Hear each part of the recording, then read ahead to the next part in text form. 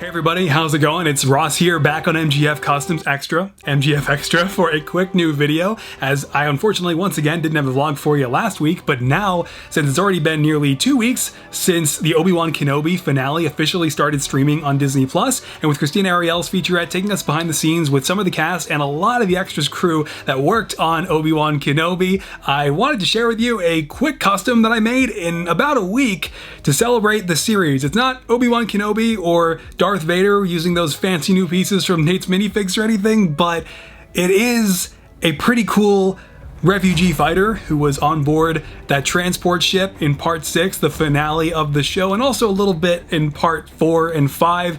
Seemed like a pretty cool guy, so I made him in Lego. And it's a full-blown custom using all fully painted detail and a custom jacket, a custom hat with a sculpting mod that I did, and just kind of the full package. And he uses the same face that my sig fig uses, actually, just without the glasses. A little bit of a Clark Kent effect going on there. However, I just wanted to share that with you. There's a quick video on it on the main channel as well, but I and a lot of other remarkable people had just the most incredible experience of our lives a year ago, and I am always going to be grateful to Art Vargas and everybody who made that happen and made it possible for us to be included in the first place. And about a year ago, just after my birthday in 2021, I was working on my custom Bo-Katan from The Mandalorian Season 2 in Lego, and then a few days later was on that transport ship.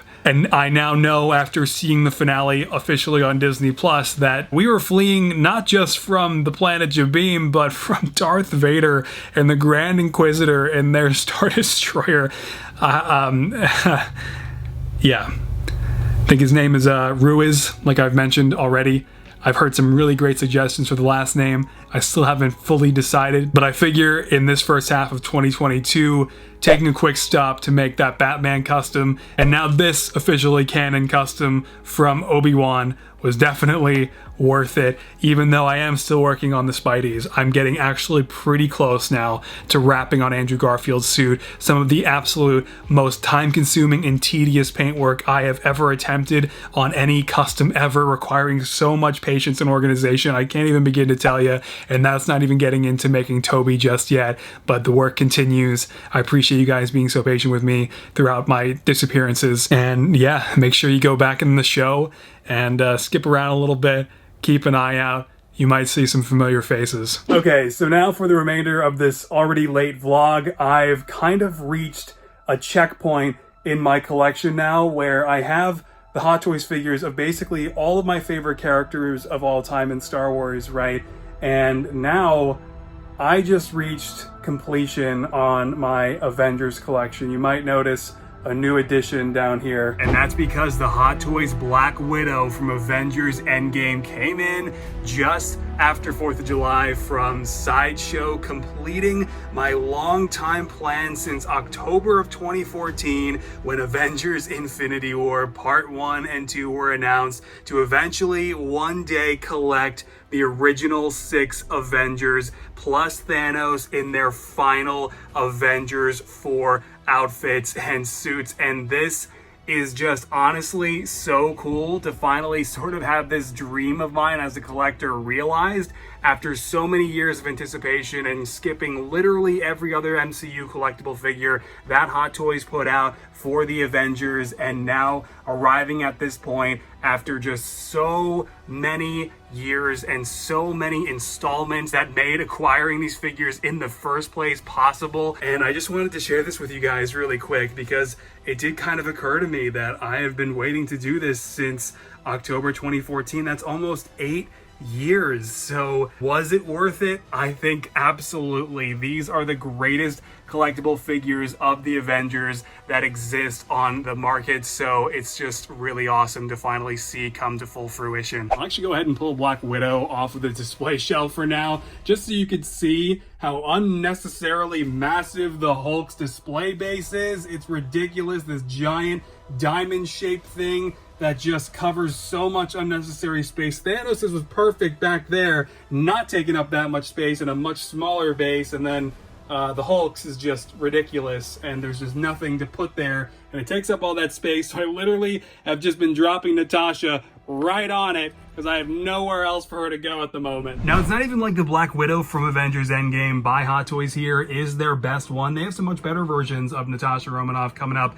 pretty soon here from her solo movie that they put up for pre-order last year, actually. It's just, this is the variant of Natasha at the end of the Infinity Saga, and right, that was the idea for this collection since its inception, like I said, in like October 2014, was to have all the Avengers in their end of Infinity Saga outfits. And so you can see here, the figure is pretty basic, actually. It's really, honestly, probably the least impressive Hot Toys figure that I've owned thus far. But I mean, that's really the character, right? That's the suit. It's pretty straightforward and not really that complicated. I do think it's a little bit of a shame how limited the boots are. There's actually no articulation here at all whatsoever, but I guess I will sometimes accept that over like a deteriorating material, because I am kind of worried about this suit over time. I mean, these creases don't really look great for like the fake pleather material over a period of years. We'll see how it turns out. The head sculpt is just fantastic and easily Hot Toys' best likeness to Scarlett Johansson to date. It's pretty funny, actually, because Scarlett Johansson is aware of Hot Toys and owns one of the figures herself. There's a company called Hot Toys, and they make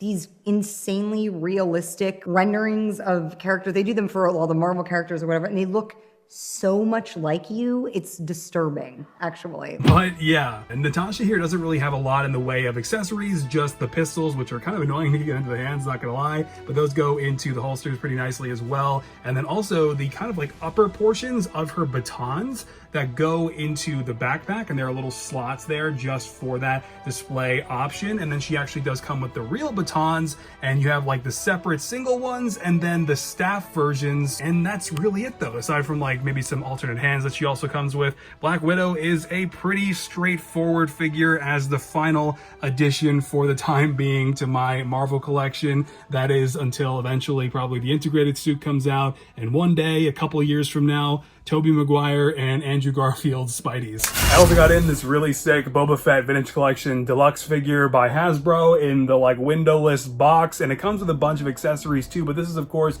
the Book of Boba Fett variant, and it's definitely, I would say, probably the best 3 3/4 inch Boba Fett figure I have ever owned. I mean, despite all the price hikes and now the windowless packaging, these are still some of the best figures that Hasbro have been putting out, and it's just they have a lot of QC issues though, so assuming that you don't get a busted up or wildly misprinted Boba Fett figure, this is just really awesome, and it's just such a great addition to the kind of like Mando Season 2 display with the Rosario, Ahsoka, and Bo-Katan, which are also really fantastic releases that came out here. But also you have a really good head underneath that removable helmet that looks even more like Tamira Morrison than the Black Series version. But I mean, as a small 3 3/4 inch fully articulated Boba Fett figure from the series, this is just really, really fantastic, and I wanted to share it with you guys really briefly. I'm kind of in a tough spot just kind of deciding which figures I want to collect from the 3 3/4 inch line, because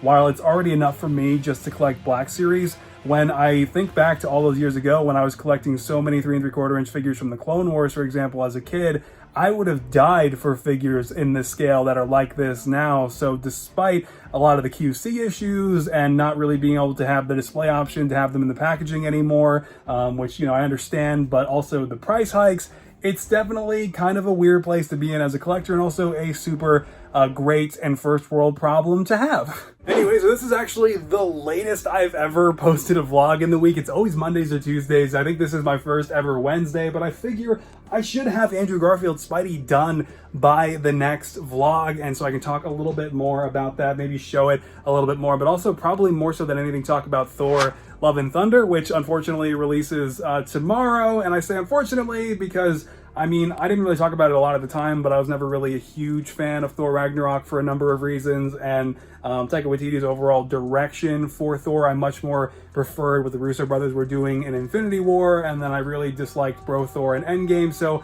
I mean, I've really kind of had a love-hate relationship with how Thor has been handled in the MCU over the last several years, which is definitely a hugely unpopular opinion. However, I'm just seeing so much excessive goofiness and really badly unfinished CG from some clearly very overworked VFX teams. And as Marvel has continued to ramp up production on so many productions, the output has really seemed to come at the cost of overall quality, which I think is a shame because you have a lot of really passionate people that work on these major productions, as I got to see firsthand myself in 2021. So, you know, it's hard to, it's a little bit harder for me now to just outright, like, you know, condemn a movie. That's probably even too strong of a word, but I'm not looking forward to Thor: Love and Thunder. It's not looking great. I'm excited to see Jane Foster as Mighty Thor. That's going to be amazing, I'm sure, no doubt. I'm excited to see all the characters again. I'm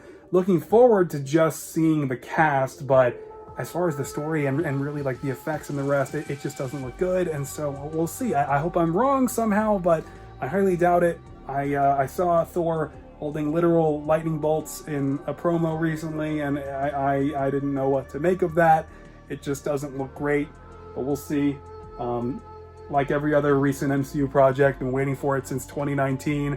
I've got the figures actually, like for Thor in his Ravager suit and Jane right there. I'm also excited to see the Guardians again, man. First time since 2019, right? Second to last time we're going to see them together as well. So that's also not to be taken for granted. But yeah, we'll talk more about it next week. Thank you guys as always for being patient with me. And I'll see you next time. All right, take care and stay on the path. All right, bye-bye.